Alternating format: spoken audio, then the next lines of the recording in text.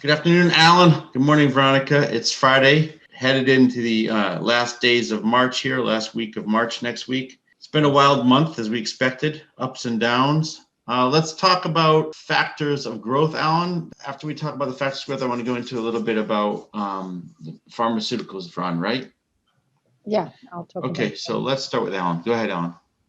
Yeah, I didn't really have a fixed theme this week. I think we're kind of in that part of the market where kind of lots of different things are bubbling under, and some of them are looking like they're going to lead the race, and then they kind of fall back a little bit. So, I mean, we've talked a lot about growth versus value over the last few months. So I thought this was interesting because you can kind of see value has really pushed ahead over the last few months. We've discussed through the week, we've got value versus growth competing. We think, value is a good place to be. We've also got emerging markets, which we've talked about in the past. And if you bring up that chart, Chris, then you'll see that it's actually a very mixed bag. You can't just say it's emerging markets are going to do really well, because you've got at the left-hand side, you've got India, China, Vietnam, Philippines, Malaysia, Indonesia, Argentina. That's it. And then you've got Eurozone, United States.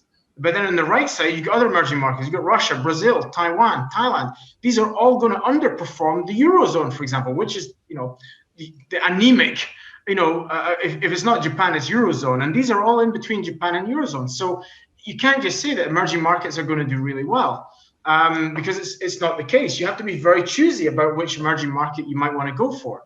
One of the growths of emerging markets, which we've talked about in the past, is dollar weakness. 1% decline in the US dollar typically boosts global trade by 75 basis points. And according to JP Morgan, that's added approximately 3 to 4% to emerging market equities performance, compared with just 2.1 for developed markets. So a dollar weakness is great news for the emerging markets. It's also good news for developed markets, but not as much. And actually, an interesting stat from JP Morgan, who said that emerging market equities have outperformed developed markets in 90% of the instances of US dollar weakness. So US dollar weakness is great for emerging markets. Now, are we seeing dollar weakness? No, we're not. We've gone over this, Chris. We've talked about how we're seeing at least a short-term bottom for this and potential dollar strength. Look at the 6-month chart. Look at the 6-month chart, please, Chris. And tell me if this is weakness. That chart is a trend line going up. And do we want to be in emerging markets? Yeah, probably, because it's low interest rates across the board. I mean, I looked at it earlier. I mean, there's only 4: Brazil, India, Russia, China have got anywhere near decent yields. Everyone else is 1% or less. And even 2 countries, Switzerland and Japan, are negative. It's such a mixed bag. Again, we discussed through the week, we have some clients that are very, I don't want to say impatient, but they're wondering why they're sitting in cash when, they're maybe seeing headlines that are saying, this is at an all-time high, this is doing well, this is doing well. These are not clear signals. And I think, again, that's going to be backed up by what Veronica and Chris are going to say. I mean, it's not clear right now. Let's talk about where there's sectors of strength, because as you say, this is right now, there's 2 things. This is a choppy market, and it's also an uneven market. So if you look at things like the emerging markets picture we just showed, there's some situations there where some of these emerging markets may look really interesting, but others just don't look interesting at all. And so the big names like India and China, maybe, if they can keep coronavirus under control, but places like Russia, Brazil, where they've never felt maybe in some of these places much of a coronavirus effect. It's been business as usual since the pandemic. It makes it hard for these places to grow. So let's talk about some of the stuff that we think is interesting for the market. We were discussing the economy. The U.S. economy will be recovering, and this is one of the signs of U.S. economy recovery is that the rotation towards value. And one of the pockets, one of the places where there is still great value is pharmaceuticals. And if you see on this chart, and I brought up Barron's research and Barron's article on pharmaceuticals, pharmaceuticals been underperforming the main market, like compared to S&P.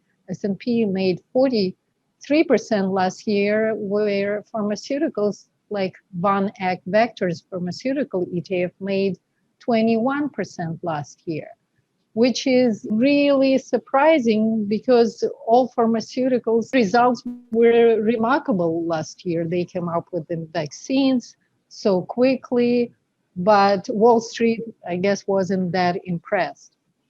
And investors gravitated towards the companies that benefit directly from pandemic rather than pharmaceuticals. So right now, we see that drug companies and drug stocks look like one of the best pockets of value in this overpriced stock market. And major pharmaceutical companies trade for an average of 13 times projected 2021 earnings. I will show you one of the tables that talks about it right here. So, and that's again against a price earnings ratio of 22 for the S&P 500. And the drug PE ratio is one of the lowest among any major industry group. Of course, the stocks haven't been so expensive relative to S&P 500 in at least 20 years. And that's according to JP Morgan research. And as you can see, even their yields are double of what pharmaceutical yields are double of what S&P offers. So growth, we feel like growth for pharmaceutical companies is coming. And already some investors like Warren Buffett been buying for the last 6 months, been buying pharmaceuticals. And he invested already $2 billion in 3 drug stocks like Bristol Myers Squibb and Merck and ABBV. So it's not only expected good growth, like double-digit growth in 2021, but all the way to 2025. So if you want to invest in pharmaceuticals, it's not only the individual companies that we always cover in our Telegram channel, but also ETFs like XLV and PPH.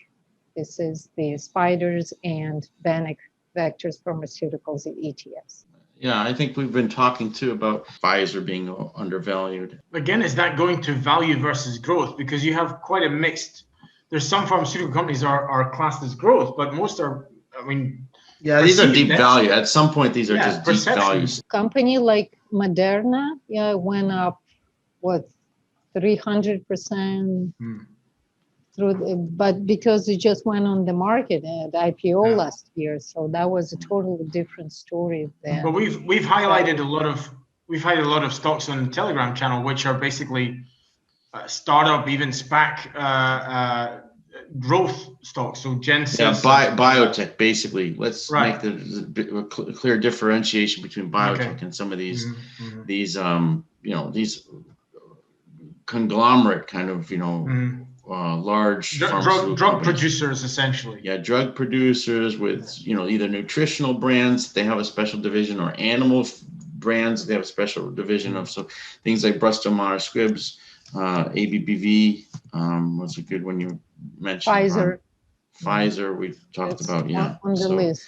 I think the key here is these pay pretty decent dividends, and these are low risk. That on Veronica's chart. Yeah, there's low risk in terms of these things falling. There's potential huge growth opportunity if the market does come under pressure, because then these are usually viewed as a safe haven.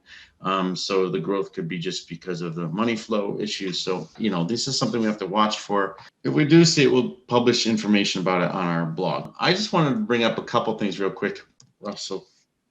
2000 February, the market hasn't really gone anywhere. We're in this range here. It's gone down below it, then it came up above it, and then we're back in it right now. And so, the markets doesn't have a clear uptrend like it did since November. And, we highlighted that. We knew that was coming. And it's pretty clear here where we are. If we look at, the 1 hour chart in the last 20 days, you don't see any great movement over the last 20 days. You saw this big uptrend after this pullback. Right now, we're just where we were trading basically 20 days ago. So we expect next week to be a pretty weak, volatile week. We expect the end of March to be really where if the market falls out of bed, it does so next week. And then I've just published an article on our blog about how we can expect April to be a good month for the market, but the focus is on the Dow stocks. In other words, the focus is on large stocks. Those stocks are kind of stodgy, maybe value stocks that nobody's paying attention to, because the market itself may not be back to anything what we've seen in the last 6 months, where it's been roaring for these growth stocks. I just wanted to bring up the put call ratio on the equity markets that we were watching, or that we do watch, is in an uptrend now, which means that the markets have a tendency to act weak or potentially sell off in a grand fashion if things get out of control here. We saw some larger sell-offs in the market some of these days, even yesterday. And then back in early March, we saw some pretty sharp sell-offs in the markets. Sometimes the headlines will grab and say, oh, the markets are at new highs. Yeah, they might have made a new high, but it's only after coming down really hard and then coming back to where they were that they made a new high. It makes people antsy. It makes people jumpy. They want, why am I not in the market? And as Alan, I think, correctly said, this is not a time to get all geared up for a long run again into summer, heading into the weaker part of the year.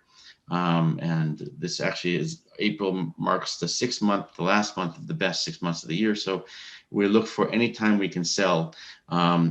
We would be selling into the April strength if it's there. Let's talk about what we did put on our Trade Talk channel. We've been really selective what we've posted here on the US Trade Talk Telegram channel. We've talked about the semiconductor stocks for automotive sector being in a crunch and a shortage. We've talked about aerospace stocks. We've highlighted travel as potentially coming back, including hotels, casinos, gaming stocks, companies like even Disney. We're bullish always on DraftKings. DraftKings is up big again today. And we highlighted this company, VUZI, that does smart LED glasses that help with augmented reality or virtual reality, people taking apart cars or doing operations. They use these glasses to get instructions while doing it. There was a large call buying in mid-March, and we highlighted that. The stock today, I mean, this is another, I just want to highlight how these become big winners. And today the stock is up 17%.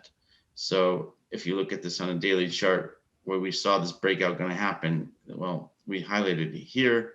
And then again, today from that point, it's up 26%. So, sometimes even in these markets, we can pick what's going to happen. We can pick out what's going to happen in a short time. Delta Airlines and these airline companies were interesting. Aerospace was interesting. Mining stocks are interesting. Rolls-Royce we talked about, which is already up 20% since we highlighted it. The new one is NextEra Energy and some of these solar stocks. These are all beaten up and look like they can come back if we do get a bill on renewable energies.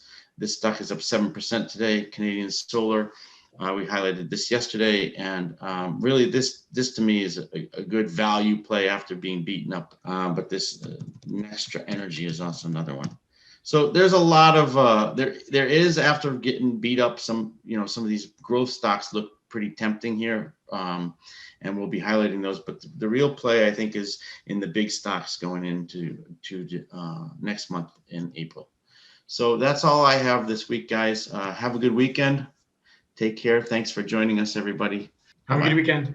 Yep. Bye, guys. Bye.